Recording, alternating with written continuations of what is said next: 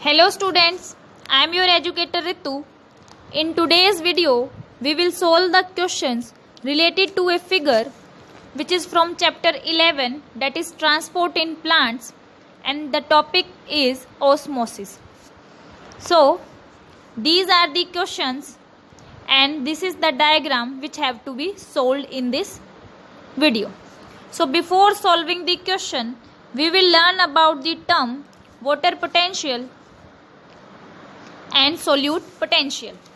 So, water potential is related to concentration of water.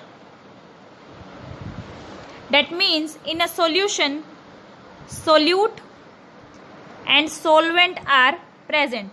I had already told you about this, that what do you mean by concentrated solution and dilute solution.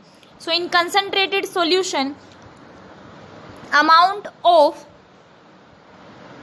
solute is more and solvent is less, and in dilute solution, solute is less and solvent is more, and water potential is related to concentration of water. That means greater the concentration of water, more is the water potential.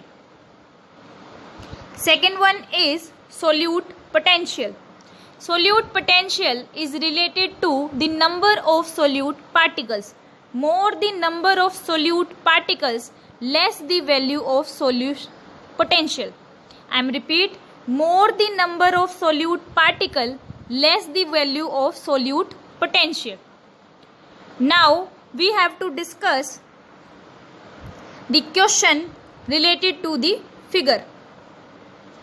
So this is the figure in which you can see that in chamber A, solute molecules are less in number, and in chamber B, solute molecules are more in number.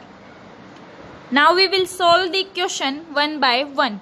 First question is that solution of which chamber has a lower water potential. As I already told you this, water potential is related to concentration of water. So as you can see that solute molecules are less in chamber A and water is more, and in chamber B solute is less and solute is more and water is high. So solution of which chamber has a lower potential? So the answer will be B.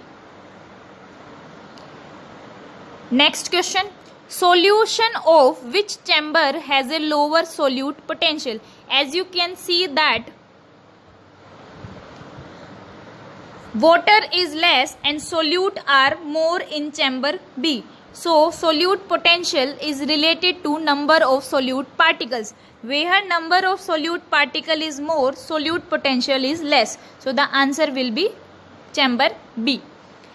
Third, in which direction will osmosis occur? Osmosis always occur from higher water potential to lower water potential. As I already told you that this chamber has more water, that means potential is more, and this chamber water is less, so the potential is less. So the direction of osmosis will be A to B. Answer number C is A to B.